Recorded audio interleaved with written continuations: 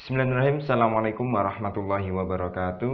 Selamat berjumpa kembali pemirsa. Pada video ini kita akan membahas tentang tanda-tanda kiamat, yaitu benarkah tanda kiamat itu adalah sungai Eufrat yang mengering. Maka kita lihat bahwa banyak ungkapan-ungkapan terutama di media sosial yang berbicara bahwa kiamat sudah dekat dengan dalih bahwa sungai Eufrat sudah mengering. Kita lihat secara lebih detail bagaimana sebenarnya yang terjadi. Dan kita temukan para pemirsa ada foto-foto ya bahwa sungai Eufrat selama ini tidak pernah mengering, kemudian tiba-tiba mengering. Nah, kita melihat bahwa ada sebuah hadis yang diriwayatkan oleh Imam Muslim ya, yang artinya kiamat tidak akan terjadi sampai Al-Furat. Jadi Al-Furat di situ ada yang menerjemahkan sungai Eufrat. Tapi kita terjemahkan persis seperti yang di hadis, yaitu Al-Furat ya Al-Furat. Sampai Al-Furat mengering sehingga muncullah gunung emas. Manusia pun saling bunuh untuk memperebutkannya. Nah, dari setiap 100 orang yang memperebutkannya, terbunuhlah 99 orang. Setiap orang dari mereka mengatakan mudah-mudahan akulah yang selamat, yang diriwayatkan oleh Imam Muslim.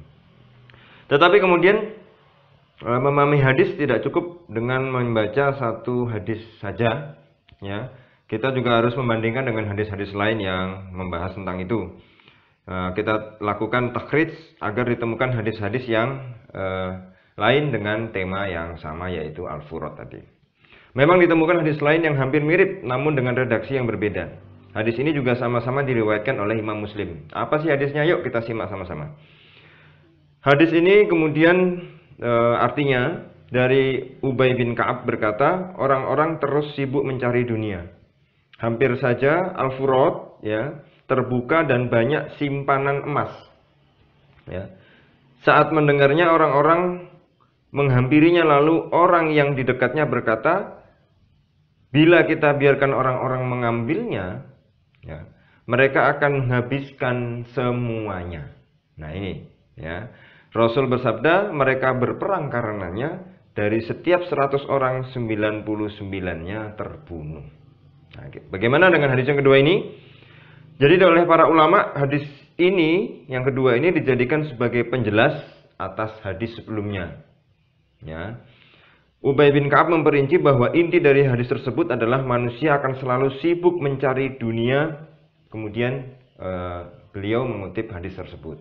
Ubay bin Ka'ab kemudian mengutip hadis tersebut. Dalam hadis lain juga disebutkan bahwa Rasul SAW melarang siapapun yang menemukan emas tersebut dilarang untuk mengambilnya.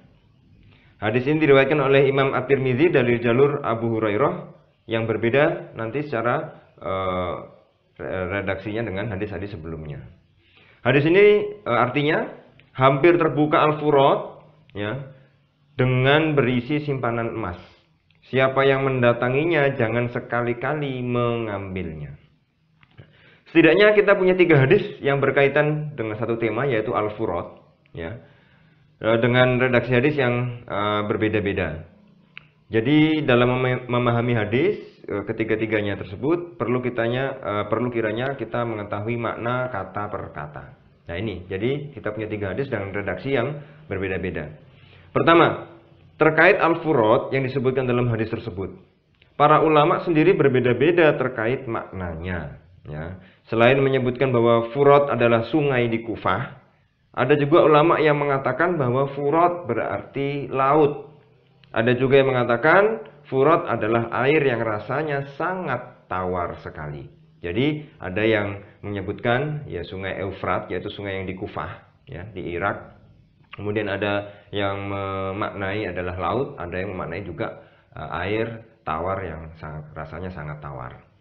Dari mana-mana ini sebenarnya belum ada kesepakatan di antara para ulama hadis terhadap makna Furat yang sebenarnya.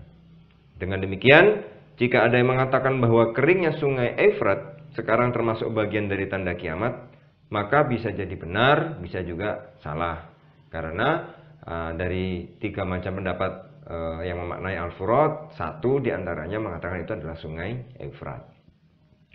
Yang kedua, terkait makna Jabal min Zahab, yaitu gunung emas, Kanz min Zahab, yaitu Kanz itu adalah simpanan. Ya. Tiga hadis tersebut menggunakan dua redaksi yang berbeda. Ya. Yang pertama menggunakan kata gunung, dan yang kedua hanya menggunakan kata simpanan. Nah ini tentu berbeda, gunung dengan Kanz. Kanz itu simpanan. Mana yang benar? Imam Al-Mubarakfuri menyebutkan bahwa perbedaan tersebut berdasarkan waktu sebelum dan sesudah ditemukan. Jadi ada perbedaan waktu sebelum dan sesudah ditemukan. Menurut beliau, sebelum ditemukan oleh 100 orang, emas tersebut simpanan atau kanzun. Ya. Tetapi setelah ditemukan banyak emas disebut gunung atau jabal. Nah, di sini adalah perbedaan makna zahab jabal zahab dengan kanzun zahab. Artinya bahwa dinamai kanzun merupakan sebutan sebelum ditemukan, sedangkan penamaan jabal menunjukkan setelah ditemukan emas tersebut. Ya.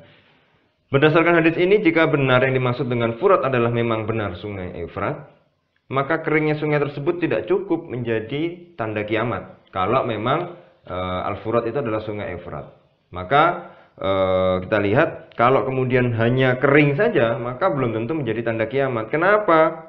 Ya, karena sebenarnya yang menjadi pokok dari inti hadis ya tersebut adalah mencegah pertikaian banyak orang untuk memperebutkan emas. Jadi stressing pointnya pada rebutan emas. Dan hadis tersebut adalah mencegah dari rebutan emas. Ya. Bukan saja karena sungainya yang mengering. Ya. Maka dari itu Rasul mencegah kehancuran akibat pertikaian itu yang disebut sebagai as-sa'ah atau kehancuran. Dengan menghimbau agar tidak mengambil emas itu jika nanti suatu saat ditemukan. Jadi stressing pointnya adalah pada rebutan memperebutkan emas. Jadi kalau memang sungai Efrat itu kering, itu belum cukup menjadi bukti, argumen kiamat sudah dekat. Tetapi harus ada argumen lain, yaitu apa? Rebutan emas. Maka hadis tersebut secara tersirat ya, mengatakan jangan sampai ada pertikaian, jangan sampai ada perpecahan gara-gara rebutan emas. Maka hadisnya dikatakan dalam redaksinya jangan ya, mengambil, memperebutkan emas itu. Menurut Imam Al-Mubarakfuri, substansi hadis tersebut yaitu mencegah terjadinya pertikaian dan kehancuran akibat saling membunuh. Sesuai dengan hadis Muslim yang lain dari Abu Hurairah, yang artinya dari Abu Hurairah radhiyallahu anhu, ia berkata Rasulullah shallallahu alaihi wasallam bersabda. Ini penting. Kelak bumi akan mengeluarkan semua isi perutnya, ya, semisal tiang dari emas dan perak. Lalu akan datang seorang pembunuh seraya berkata, karena benda inilah aku membunuh. Lalu datang pula orang yang memutuskan tali silaturahmi seraya berkata, karena benda inilah aku memutuskan tali silaturahmi.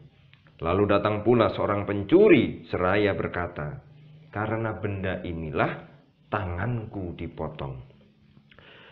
Kemudian mereka semua meninggalkannya begitu saja dan tidak mengambilnya sedikit pun. Ini hadis riwayat Muslim. Ini menunjukkan bahwa tanda kiamat itu bukan terletak pada mengeringnya sungai Efrat, melainkan perebutan harta dari perut bumi yang membuat banyak orang berperilaku buruk, seperti mencuri, membunuh, dan memutuskan silaturahmi. Jadi bukan keringnya sungai Efrat, tetapi rebutan harta, rebutan emas dari perut bumi yang membuat orang-orang atau manusia kemudian berperilaku buruk. Jadi tanda kiamat bukan pada mengeringnya, tapi pada perilaku buruknya rebutan itu, sehingga orang bisa melegalkan pembunuhan, melegalkan pencurian, kemudian memutuskan tali silaturahmi persaudaraan. Kalau kita lihat lebih dalam lagi, maksud dari hadis tersebut adalah larangan untuk berebut sesuatu yang bukan menjadi hak dan milik kita. Ya, hal ini disebutkan oleh Imam Syamsul Haq Al-Azim Al-Abadi dalam Aunul Ma'bud. Ya. Maka kita bisa melihat perkataan beliau yang artinya yang jelas larangan untuk mengambil emas tersebut adalah timbulnya fitnah dan pembunuhan. Ya. Jadi membaca hadis tidak hanya cukup dengan mengetahui terjemahannya, tetapi kita harus mendapatkan dari perbandingan hadis-hadis yang lain, ya, sehingga tidak berpotensi memahami hadis secara salah, sehingga kalau kita lihat ada beberapa peristiwa misalnya yang membuat orang semakin ya meyakini bahwa misalnya kiamat sudah dekat, sehingga ada yang menjual tanahnya, menjual rumahnya dan berpindah satu tempat ke tempat yang lain. Ya, meskipun hadis-hadis tentang itu juga harus diperbandingkan lagi dengan hadis-hadis lain. Jadi sehingga kita kalau mempunyai ilmu yang luas, ilmu yang dalam terhadap segala sesuatu, kita tidak buru-buru ya menghakimi. Baik para pemirsa, sampai sini kita akan lanjutkan di video berikutnya. Jika ada pertanyaan, tulis di kolom komentar. Kita ketemu lagi di episode berikutnya. Terima kasih. Assalamualaikum warahmatullahi wabarakatuh.